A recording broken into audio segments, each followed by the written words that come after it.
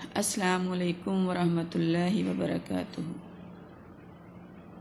Dear students, کیسے ہیں آپ سب لوگ؟ امید ہے کہ آپ سب خیریت سے ہوں گے۔ اللہ تعالیٰ آپ کو ایمان اور صحت کے ساتھ سلامت رکھے۔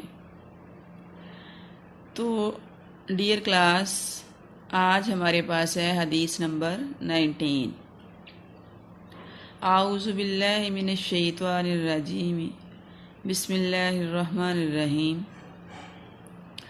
عن ابی ہریرہ رضی اللہ تعالیٰ عنہ،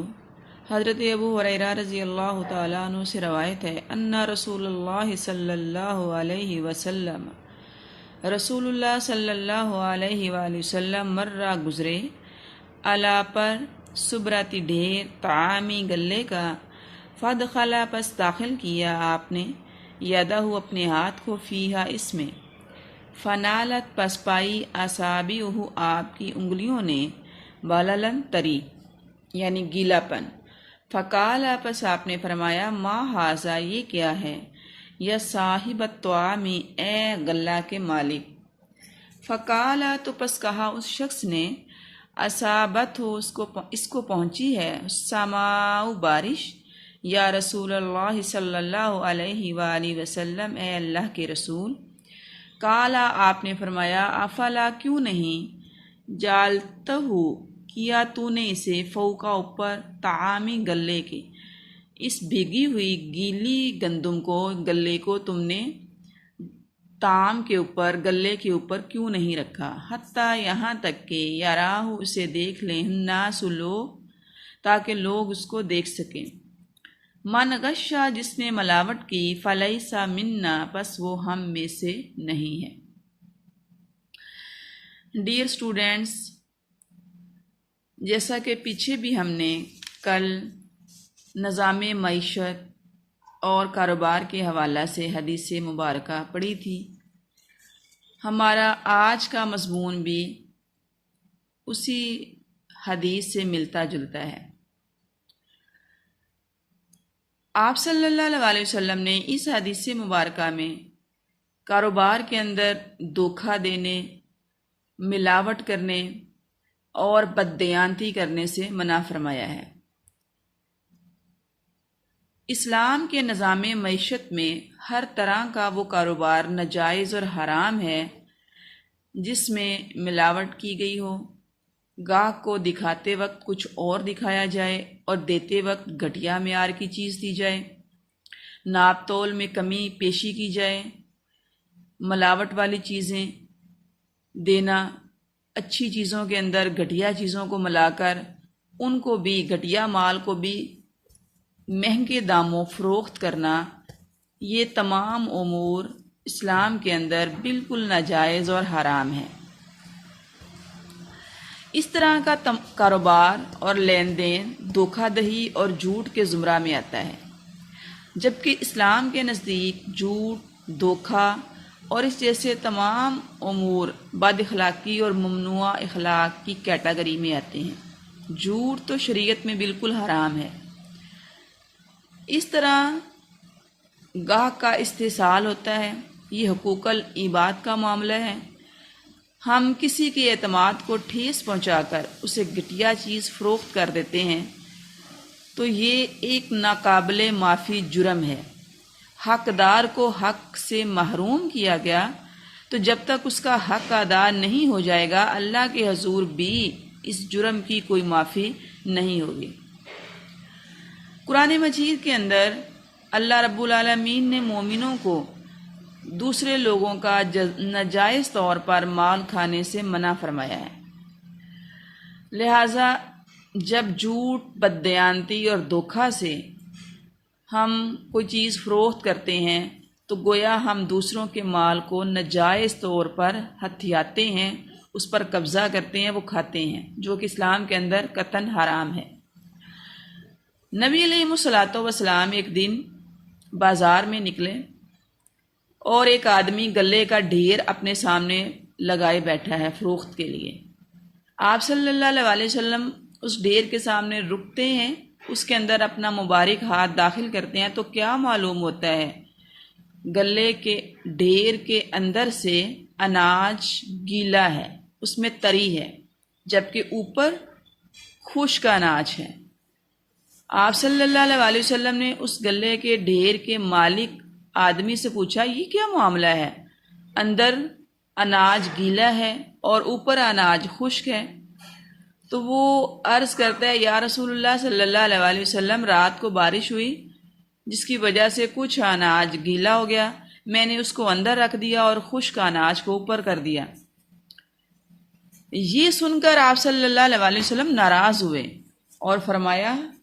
تم نے اس گیلے اناج کو اوپر کیوں نہیں رکھا یا اس کو علیحدہ کیوں نہیں کیا، تاکہ خریدنے والا کسی بھی دھوکے کا شکار نہ ہو، خریدتے ہوئے اسے کسی بھی قسم کے نقصان کا سامنا نہ کرنا پڑے، کیونکہ فرمایا من غش فلیس منا، جس نے ملاوٹ کی وہ ہم میں سے نہیں۔ یہ کتنی بڑی وعید ہے جو اس حدیث مبارکہ کے آخر میں بیان کی جا رہی ہے۔ امت محمدیہ کا فرد ہونا، آپ صلی اللہ علیہ وسلم کا امتی ہونا، یہ کسی بھی انسان کے لیے بہت بڑی سعادت ہے، باعث فخر ہے۔ آپ صلی اللہ علیہ وسلم کے ساتھ تعلق اور نسبت کا ہونا یہ انسان کی بہت بڑی خوش نصیبی ہے، لیکن کلمہ پڑھنے کے باوجود، دائرہ اسلام میں داخل ہونے کے باوجود،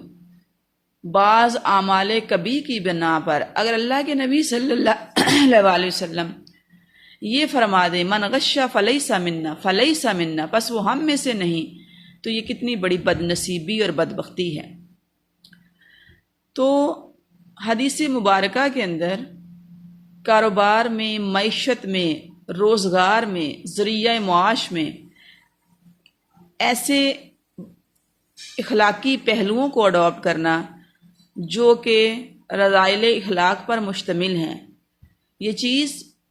نبی علیہ الصلاۃ والسلام کی زبان مقدس سے